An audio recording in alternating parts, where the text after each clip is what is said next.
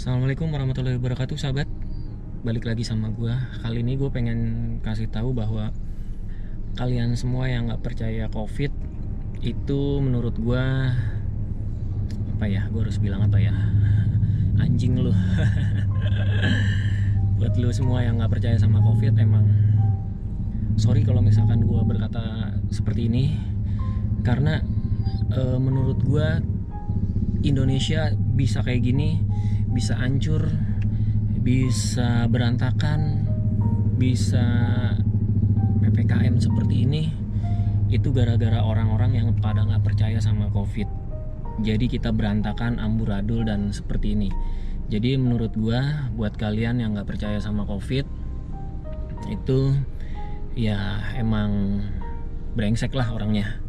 Oke, aduh, gua ngos-ngosan. Maklum, gue habis kena COVID. Oke, gue pengen ceritain kronologi gue kena COVID ya. Yang pertama adalah gejala yang gue rasain itu 3 hari pertama itu gue setiap bangun pagi selalu pegel badan dan ada flu meler-meler gitu di hidung gue. Tapi gue selalu minum obat warung. Kalau nggak salah gue minum Neosep Forte deh, sebanyak 1 butir setiap pagi gitu, karena gue ngerasain flu dan ngerasain gak enak selama 3 hari. Setiap gue habis minum obat itu langsung hilang, langsung ngerasa enak lagi badan. Nah, setelah 3 hari berturut-turut gue seperti itu kondisinya, akhirnya gue di hari keempat gue ngerasain bangun pegel banget, terus kepala gue pusing, jalan juga agak sempoyongan. Abis itu ada flu ringan sedikit, tapi gue masih bisa aktivitas. Dan setelah itu malamnya gue ngerasain gak enak banget badan. Akhirnya gue tes pakai apa ya, antigen atau swab ya, yang tes sendiri di rumah tuh, dicolokin hidung gue. Abis itu dikasih cairan dan ditaruh alatnya. Dan gue sama istri gue ternyata positif. Kaget lah gue. Setelah itu badan gue ngerasa gak enak banget. Berdiri itu bawaannya sempoyongan. Terus nafas malam itu gue gak terlalu sesek, tapi agak berat. Akhirnya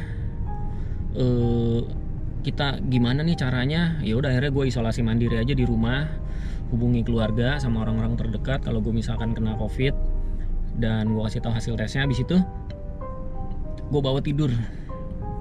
Malam itu gue bawa tidur.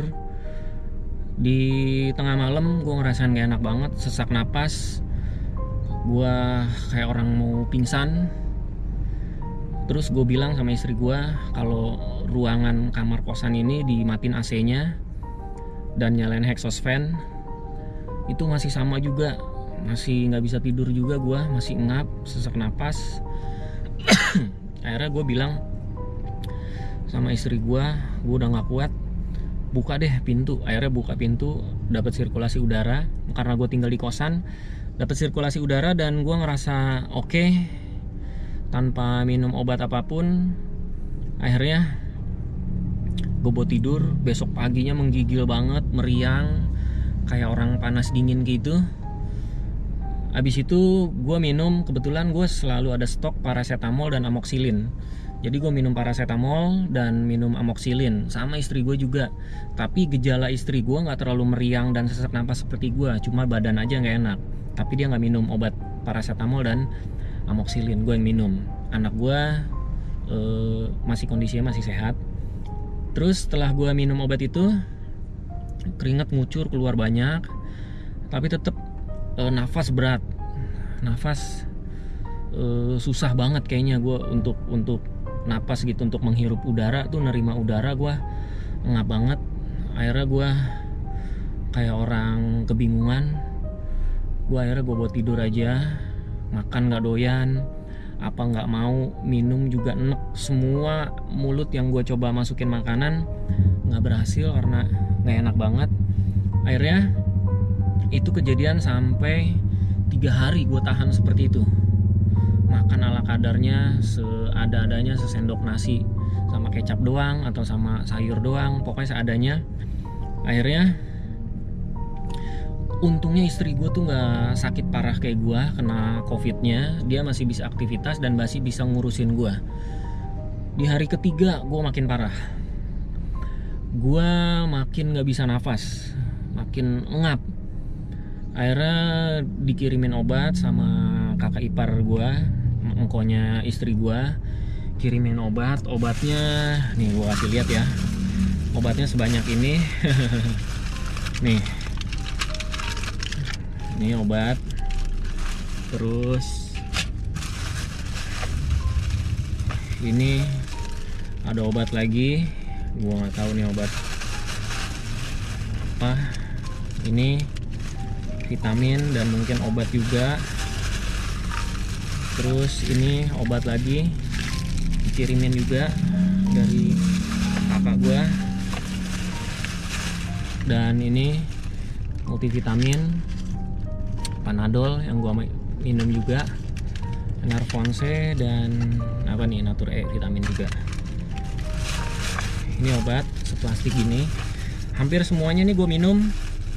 Tapi setelah gue minum obat ini, gue makin kelojotan, makin parah. Seperti orang apa ya, selama gue hidup gue nggak pernah ngerasain sakit sampai sesek dan susah napas. Gue sakit tipes, sakit demam berdarah, sakit apapun itu gue rasain, sakit asam lambung itu nggak pernah separah ini. Dan menurut gue COVID ini bener-bener gila banget, bahaya banget.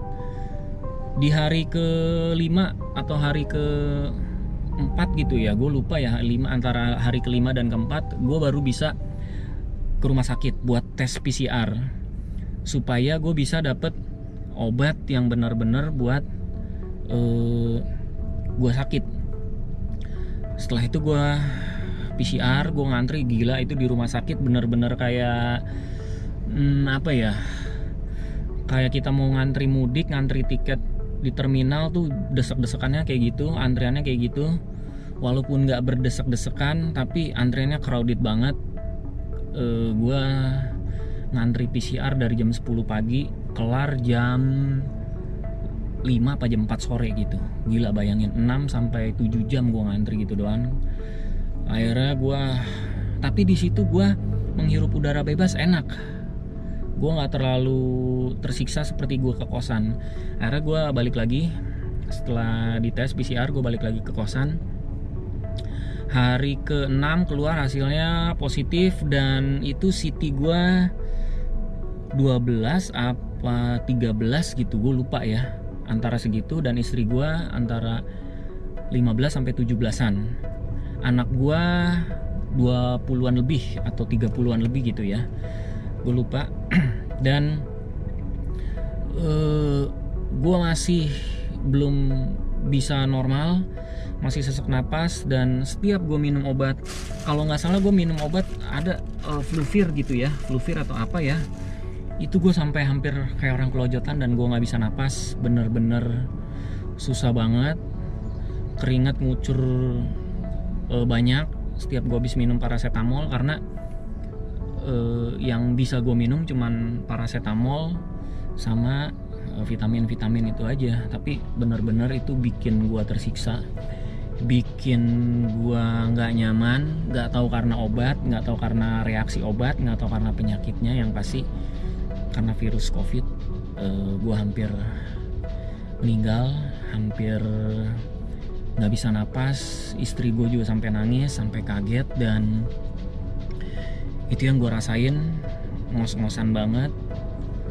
Akhirnya di hari ke-6 atau hari ke-7 gue stop minum obat-obatan ini lagi. Nah, ada di sini gue stop minum obat ini. Akhirnya gue cuma makan buah aja sama makan nasi ala kadarnya. Dan gue coba bertahan untuk bisa nafas terus. Yang penting intinya gue harus bisa nafas, gue bisa menghirup udara. Itu yang harus gue perjuangkan pada saat kemarin gue kena COVID. Akhirnya gue berhasil melewati itu. Dan istri gue sempat beli oximeter itu oximeter gue turun naik, yang pasti di bawah 90.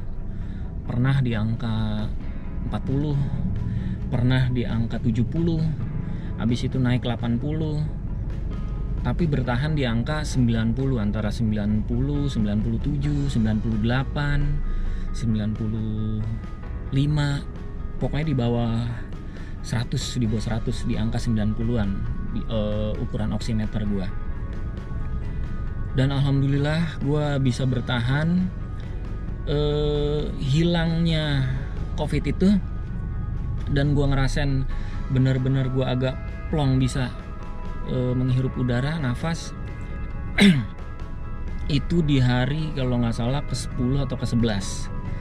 10 atau 11 gue udah banyak keluar cairan ya. Gue buang-buang air terus di hari ke-7 atau ke-8 tuh gue buang-buang air terus.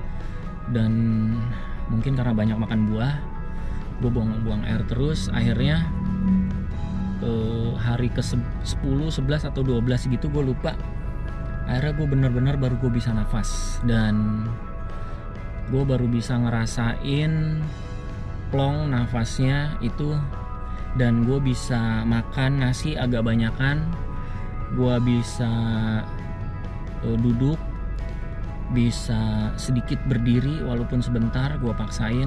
Karena kalau misalkan gue tiduran terus, gue nggak bakalan bisa sehat-sehat. Akhirnya gue paksakan.